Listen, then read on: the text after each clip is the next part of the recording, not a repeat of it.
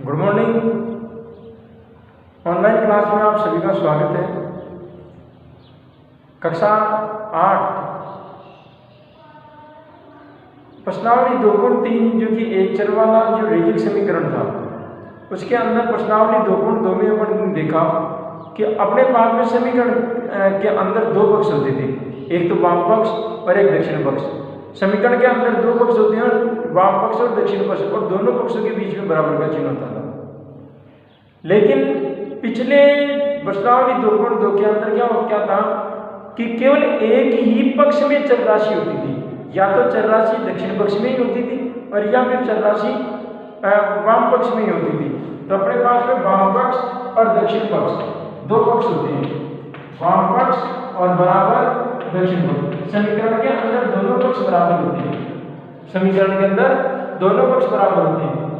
लेकिन प्रश्नावली 2.2 के अंदर आपको इस वाम पक्ष या फिर दक्षिण पक्ष में या तो वाम पक्ष में कोई चर राशि होती थी और या फिर दक्षिण पक्ष में कोई चर राशि होती थी, X Y Z P Q R जो भी है, तो या तो वाम पक्ष में चर राशि होती थी और या फिर दक्षिण पक्ष में ही चर राशि होती थी। लेकिन आप और साथ ही में अपन ने ये भी देखा कि आपके जो अनुप्रयोग थे, जो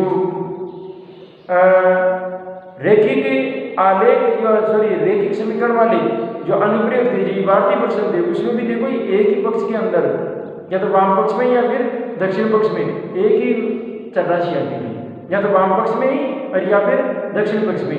आज अपन बात करेंगे समीकरणों का मान ज्ञात करेंगे कब, जब दोनों पक्ष मतलब वाम पक्ष और दक्षिण पक्ष के अंदर दोनों पक्षों में ही चर राशियां हो, यानी चर राशि वाम पक्ष में भी हो और चर राशि दक्षिण पक्ष में भी हो। तो ऐसे समीकरण का मान कैसे ज्ञात करें, उसके अंदर चर राशि की जो वैल्यू है वो किस प्रकार से ज्ञात करें, इसके बारे में अपन चर्चा करेंगे। और साथ ही में अपन ये भी देखेंगे कि इनके समीकरणों के अंदर अपने उत्तर की जांच किस प्रकार से करें, कि जो आपने समीकरण के अंदर चर राशि का मान ज्ञात किया है वो मान आपका सही है या गलत है, इसके उत्तर की जांच भी करेंगे साथ में। तो समीकरण का अपन मान ज्ञात करेंगे जब दोनों ही पक्षों के अंदर, यानी वाम पक्ष और दक्षिण पक्ष के अंदर दोनों ही पक्षों में चर राशियां हो, तो उस समीकरण का मान कैसे ज्ञात करें, और साथ ही में जो मान अपन ने ज्ञात किया है उसके उत्तर की जांच किस प्रकार से करें। आइए, क्या माध्यम होगा इसका, देखिए वाम पक्ष में भी चर राशि है, दक्षिण पक्ष में भी चर राशि है, लेकिन चर राशि एक ही है, या तो एक चर राशि, क्योंकि प्रश्नावली का नाम ही क्या है, एक चर वाला रैखिक समीकरण, एक चर वाला रैखिक समीकरण। तो आपको वाम पक्ष में और दक्षिण पक्ष में केवल एक ही चर राशि मिलेगी, चाहे वो चर राशि एक्स वाली हो चाहे वाई वाली हो। और मैं तो कहता हूं कि अंग्रेजी वर्णमाला के जितने 26 अक्षर है उसमें एक ही चर राशि मिलेगी आपको, उसमें एक ही चर राशि मिलेगी। अब वो चर राशि का अपने को मान कैसे याद करेंगे, इसके लिए वही जो अपने पिछली प्रश्नावली के अंदर देखा था कि चर राशि वाला जो मान है वो एक पक्ष में ले जाओ और अचर राशि वाला मान एक पक्ष में ले आओ, लेकिन जिसको हम बोलते हैं पक्षांतर करते हुए, क्या करते हुए, पक्षांतर करते हुए। अब पक्षांतर करने के लिए अपने को क्या करना पड़ेगा कि एक पक्ष का मान किसी दूसरे पक्ष में जाता है तो उसके जो वैल्यू का जो चिन्ह है, वैल्यू का जो मान है वो चेंज हो जाता है, वो चेंज हो जाता है। लेकिन अपनी जगह का अपने पक्ष का मान अपने ही पक्ष में हस्तांतरण हो रहा है, तब चिन्ह चेंज नहीं होगा, तब चिन्ह चेंज नहीं होगा, है कि नहीं। तो ऐसी स्थिति के अंदर एक मिनट मैं थोड़ी सी एक बात बताता हूँ कि मान क्या चेंज होता है। मान लीजिए एक कोई राजनेता है कांग्रेस का नेता, पहले अध्यक्ष था, अब मुख्यमंत्री बन जाए या कोई मंत्री बन जाए, है तो कांग्रेस का पक्ष तो उसका एक ही है। एक पद का परिवर्तन हो जाना, एक अपनी जगह से हस्तांतरित हो जाना, पक्ष का हस्तांतरण नहीं होता। लेकिन वही अगर कोई कांग्रेस का व्यक्ति भाजपा में चला जाए या अन्य दलों में चला जाए, ये राजद है, जनता दल है, आप कई राजनीतिक पार्टियां जो भी है वो बड़ी है, लेकिन एक पक्ष का व्यक्ति किसी दूसरे पक्ष में हस्तांतरण होता है, तब उसका मान उसका पद, उसकी वैल्यू, उसका मान बदल जाता है। कांग्रेस की वैल्यू कुछ अलग थी, उसका नेता उठ करके भाजपा में चला जाएगा, तो भाजपा का ही माना जाएगा, वो कांग्रेस का नहीं हो सकता।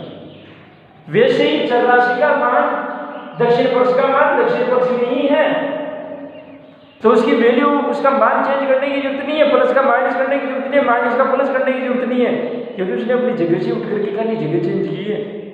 लेकिन पक्ष यदि स्थानांतरण कर लिया तो फिर उसकी वैल्यू बदलेगी, प्लस का है माइनस का, माइनस का है तो प्लस का, और गुणा का है तो भाग में, भाग का है तो गुणा में होगा डेफिनेटली। लेकिन अपने ही पक्ष के अंदर अगर कोई मान दक्षिण पक्ष का मान दक्षिण पक्ष में उठ करके एक जगह दूसरी जगह पर आ गया तो उसका आपको चेंज करने की आवश्यकता नहीं है। आओ सवाल करते हैं।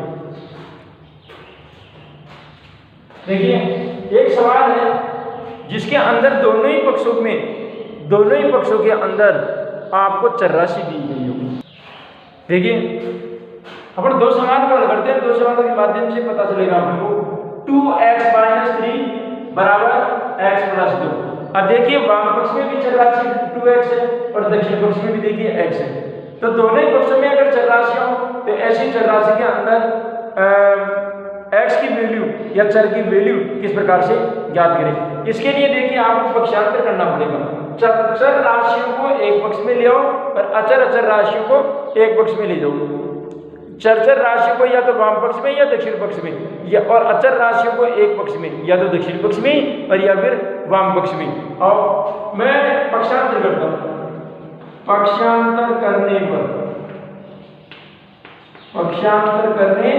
पर 2x, ये x प्लस का है, पक्षांतर करने पर किसका हो जाएगा माइनस का, 2x - x बराबर 2। ये 3 प्लस का है माइनस का है, 3 माइनस का है, पक्षांतर करने पर प्लस का, यहाँ पर प्लस का। 2x में से x घटाओ x plus minus minus, 2x में से x घटाओ x और बराबर 3 और 2 5। तो x की वैल्यू कितनी आ गई 5। x की वैल्यू कितनी आ गई 5। अब ये जो x की वैल्यू आई उसमें अपने को पता करना है कि x की वैल्यू यदि समीकरण के अंदर रखें तो समीकरण का दोनों पक्ष बराबर हो जाता है ये, क्योंकि देखिए वाम पक्ष और दक्षिण पक्ष के बीच में बराबर का चिन्ह लगाया हुआ है। ये बराबर का चिन्ह क्या कहता है कि दोनों पक्ष बराबर है, दोनों पक्ष बराबर है। तराजू की तरह, ये तराजू में देखा होगा दोनों पक्ष बराबर होते हैं। तो वैसे ही अपने पास में दोनों पक्ष बराबर है या नहीं है, अब ये पता ही नहीं चले, इसके लिए आपको x की वैल्यू समीकरण में रख के देखो। अगर समीकरण के दोनों पक्ष बराबर हो जाते हैं तो हमारा सवाल सही है, नहीं तो गलत है। देखो उत्तर की जांच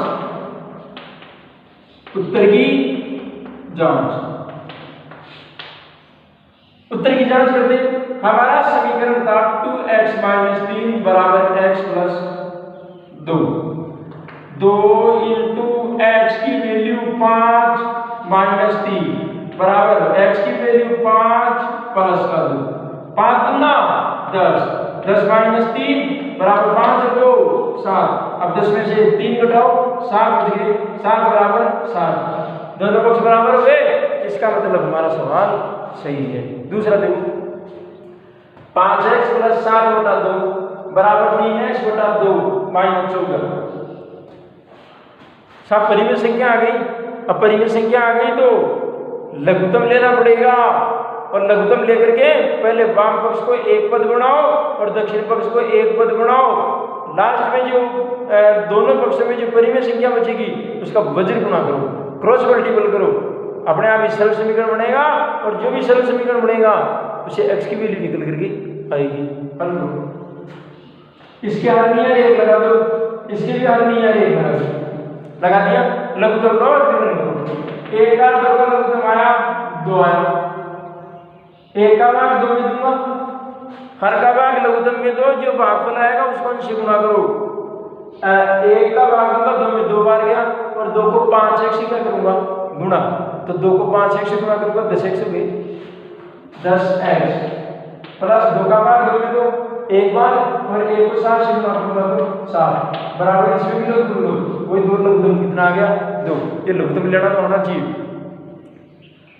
चाहे वह अभाज्य गुणनखंड से विधि लो, चाहे अन्य कोई विधियों से लो, अन्य आपके पास भी कोई लॉजिक है, लेकिन लघुत्तम गलत नहीं होना चाहिए। 2 का भाग 2 में तो 1 बार, और 1 को 3x गुणा करेंगे तो 3x माइनस 1 का भाग 2 में 2 बार गया, और 2 को 14 से गुणा करें, 14 दूना 28, ये लो सा माइनस 28, एक पद बन गया। जैसे ही एक पद बना, वज्र गुणा, कौन सा गुणा? वज्र गुणा।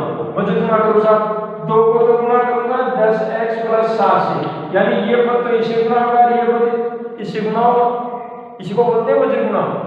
तो 2 को तो गुणा करना है 10x + 7 से, और बराबर का चिन्ह लगाओ, 2 को गुणा करना है 3x - 28 से, 3x - 28 से। हल करो, 20x + 14, ब्रैकेट के बाहर यदि कोई पद गुणा में है तो ब्रैकेट के अंदर वाले समस्त पदों से क्या होगा? गुणा, बराबर 3 × 6x - 28 × 56 हो जाएगा, 28 × 56। अब पक्षांतर करो, सेम इसी तरीके से सरल समीकरण बन गया पहले वाले प्रश्न की तरह, आप देख रहे पहले वाले सरल समीकरण बन गया एक तरीके से है। अब इसको ले पक्षांतर करो, पक्षांतर करेंगे 20x, ये प्लस का है 6x, पक्षांतर करने पर माइनस का 6x बराबर माइनस का 56, ये प्लस का है, इधर आगे भी वो भी माइनस का, घटाओ साहब कितने बच गए? 14x, कितने बच गए?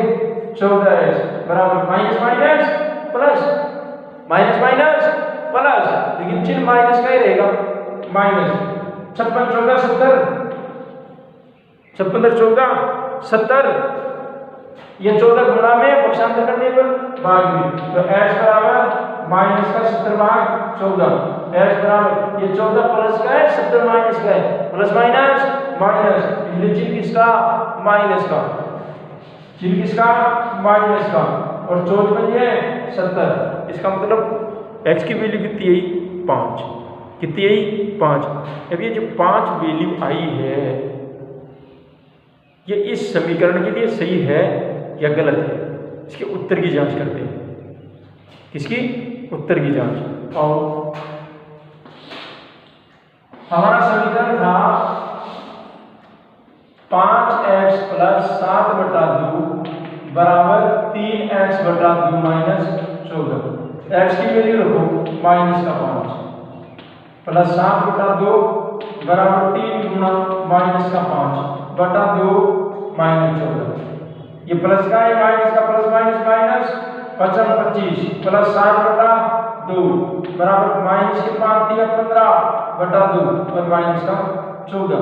हरनीय हर एक लगा लूंगा, हरनीय तो हर कितना लगा लूंगा? एक एक लगा लूंगा। लघुत्तम लिया, लघुत्तम दबाया, 25 दूना 50 7 2 15 दूना 30 और माइनस 14 दूना 28, सॉरी 15 एक 15 है, 2 का भाग 2 में 2 के एक बार गया है, तो 15 से गुणा करेंगे माइनस के 15, इधर तो बच गए, देखो कितने बच गए? माइनस के 43/2, और बराबर इधर कितने बच गए? बच गए क्या? जुड़ गए, माइनस के 43/2, चेक करो दोनों बॉक्स बराबर है क्या? माइनस के 43/2 माइनस के 43/2। लघुत्तम लगाना चाहिए, और चिन्ह का आपको गलती नहीं करनी है, चिन्ह माइनस का है, माइनस प्लस माइनस, मैंने चिन्ह कक्षा 8 7 6 7 8 9 इन क्लासों के अंदर जिन जिन क्लासों में अटेंड करते हो, जिन जिन बच्चों को ध्यान है, उन नियमों को आपको कंटेस्ट लिखना है कि प्लस माइनस का ध्यान कम रखना, उनसे चूक नहीं होगी 1% में, वो सवाल पूरा एक्यूरेट होगा। तो इस प्रकार से आपको उत्तर की जांच भी करनी है। तो आप एक सवाल और देखते हैं, 4x + 8 बटा 5x + 8 बराबर 5/6। एक ही पक्ष में है चर राशियां, वाम पक्ष में परिमेय संख्या ऑलरेडी है, क्या करना बाकी है? केवल वज्र गुणा, वज्र गुणा करो, एक सरल समीकरण बनेगा, उससे x की वैल्यू ज्ञात होकर के आएगी। 6 से गुणा करो, 6 से गुणा करेंगे 4x + 8 से, और 5 को गुणा करेंगे 5x + 8 से, ये पद इससे गुणा होगा, ये पद इससे गुणा होगा, 6 चौका 24x प्लस 6 8 48 और 25x और प्लस 5 8 40 5 8 40 पक्षांतर करो 48 माइनस 40 और 25x माइनस 24x इधर तो बच गए 8 और इधर बच गए x 24 में 25x में से 24x घटाएंगे चाहे 1x लिख दो और चाहे x लिख दो बात एक ही तो x की वैल्यू कितनी आ गई 8।